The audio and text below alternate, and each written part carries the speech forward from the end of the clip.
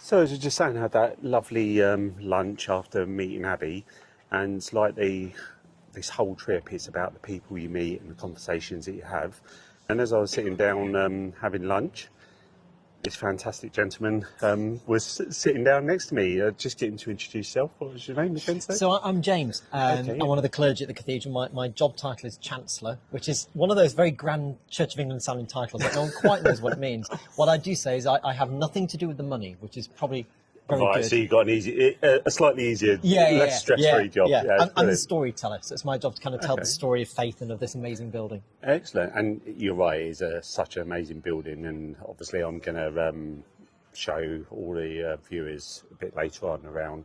But just as we was just talking off camera, and what I found really interesting is, obviously before you come here, I'm doing the raising awareness for PTSD, and we was chatting, but if you can just explain, so you was through the pandemic, what was you doing? Yeah, so I was a hospital chaplain back in Nottingham, where I'm from, and I think we were all very aware, being on COVID intensive care, COVID wards throughout the pandemic. I think everyone was very aware that there was a mental health crisis just waiting to happen. And we're seeing it now, the effects of that, both with medical staff and with patients who had to endure that and go through that, just the trauma that has been left and the trauma that's resulted in is still being worked through. And thank God there are agencies out there that are supporting. Thank God for people like you who are raising awareness on it. Because it's still not talked about enough, I don't think. No, and I think we've got a long way to go.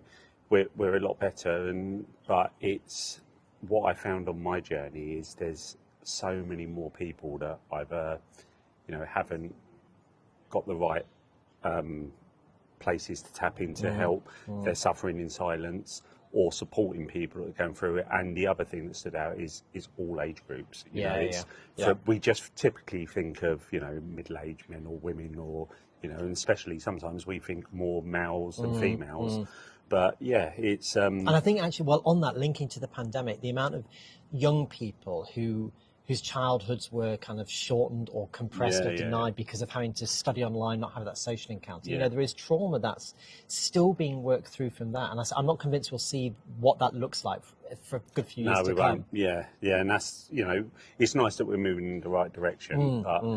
And especially for those that, haven't got faith, or that are still searching, or, everyone's got entitled to their own beliefs. Absolutely.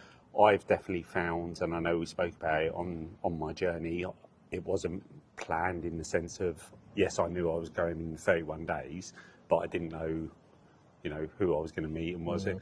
And I've just on this journey that through the different churches that I've seen, I've spoke about it before in some of my other videos, that actually it's so refreshing to, even if you're just looking at the community that you see, and, people laugh in different age group, and just that coming together, I think that's what we're losing a lot of. I agree. And we want to get back to that safe, comfortable environment where people are just talking and just being themselves and just being with one another. And I think that's what we try and offer here. But obviously we're a place of faith, and we believe in the good news of Jesus. Of course, I don't have a priest, but actually we want to be a space for all people, whether they have faith, no faith, different faiths, that they can come, receive welcome, receive a place just to be still from the busyness and the chaos of life, and maybe even, from my perspective, catch a glimpse of God's love for them, and just that actually there is hope in the darkness. And the big thing for me, and it doesn't sound much, but it's massive, and I appreciate to run a cathedral like this is overheads is ridiculous,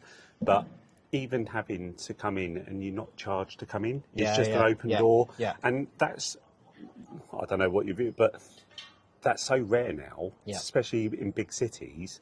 And if I think in London, you go there and you pay entry to get in place. But just to come in, I think that brings more people in. And, people are just walking around. As I was walking around earlier, and people are probably reading things that they haven't read, or seeing things, and all the stained glass windows are so lovely and beautiful anyway, but they've all got a story within them.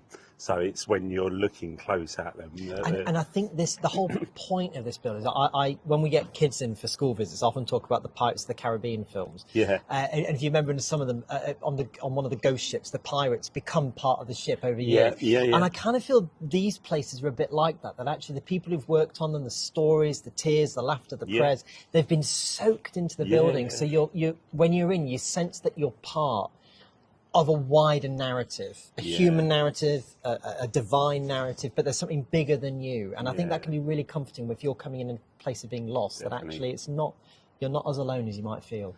And so moving forward, talking about narratives tonight, we was just talking, you've got a mammoth task. So what is it you're working on at the moment? So we've been having something called the Year of Storytelling, it's a big anniversary year for this diocese. And as part of the cathedral's response, we've been looking at different creative ways to tell the story of faith and the story of the community.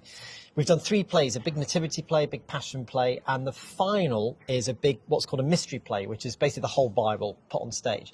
I've never done it before. I've done a mystery and I've done a passion and a nativity before, but never a mystery. So this is the first one for me. And for me, how I appreciate that, and I know not everyone has probably done this, but I do recommend it. It is definitely a journey. I've read the Bible from start to finish. When I say read, because I'm dyslexic, back then it was on CD. I had this big CD, and I used to go to and from, whether it was work, and you got the Old Testament, New Testament, and there is a large part of that where it's just like name after name. I remember on the CDs, I was like, I need to get through these 4 CDs.